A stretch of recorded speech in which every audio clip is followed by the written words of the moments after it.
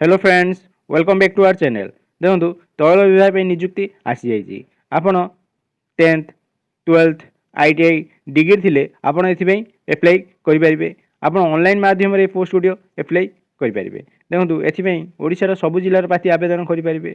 एथिपई 1603 post vacancy रही। देखो Indian oil corporation limited apprentice recruitment 2023 Indian oil corporation limited तरफ यही एप्रेंटिस पोस्ट पे जॉब नोटिफिकेशन आसी। आपड़ एप्लाई करेंगे इंटरेस्टेड थे वीडियो टी शेष पर्यटन देखो। ये वीडियो माध्यम आप कंप्लीट इनफॉरमेशन पाइपर। जमी एमें आवश्यक होता कौन सब एजुकेशनल क्वालिफिकेशन रही एज लिमिट सिलेक्शन क्राइटेरिया कौन रंबर ऑफ वैकेंसी के जॉब लोकेशन इंपोर्टाट डेट कौन सब एलिजिबिलिटी क्राइटेरिया रही। तो वीडियो भल लगे लाइक करूँ। चैनल में फास्ट टाइम व्यू करते चैनल को सब्सक्राइब कर जहाँफल फ्यूचर आसुवा ये समस्त जॉबर नोटिफिकेशन पाइपर। चलो देखने ये एप्रेंटिस निजुक्ति कौन सब डिटेल रही। अधिक डिटेल मुझे वीडियो डिस्क्रिप्शन बॉक्स में जॉबर नोटिफिकेशन पीडीएफ देदी आप देखने। देखो ऑर्गेनाइजेशन नेम रही Indian oil corporation limited IOCL तरफ ये निजुक्ति आसी। किए सब आवेदन करेंगे ऑल इंडिया कैंडिडेट थे आवेदन करेंगे। पोस्ट नेम रही टेक्नीशियन ग्रेजुएट आउ ट्रेड अप्रेंटिसशिप। ओके ये सब पोस्ट वैकेंसी रही।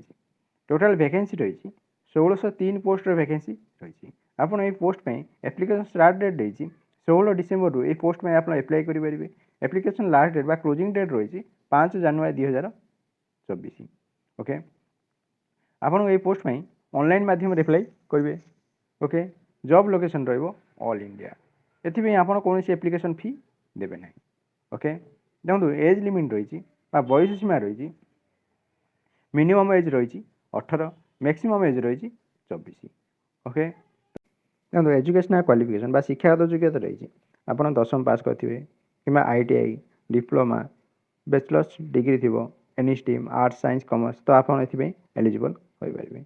ओके देखो सिलेक्शन प्रोसेस रही आपन रिटर्न एग्जामिनेशन हम आउ डॉक्यूमेंट वेरिफिकेशन। ओके मार एप्लाई लिंक आउ notification PDF video description box में देदी आप देखने।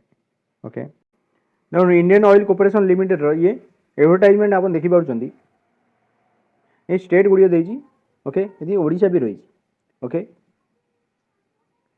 देखो ये स्टेट वाइज ये वैकेंसी गुड़िया देजी। ओके दिल्ली रही। ओके टोटाल वैकेंसी रही 70टी। ओके कैटेगरी वाइज वैकेंसी गुड़िया देजी। ओके यूआर 30टी EWS 7टी ओके एससी रही 10टी एसटी रही 5टी ओके ओबीसी रही 18टी। ओके ये एडवर्टाइजमेंट को मु वीडियो डिस्क्रिप्शन बॉक्स में देदी आप देखने। ओके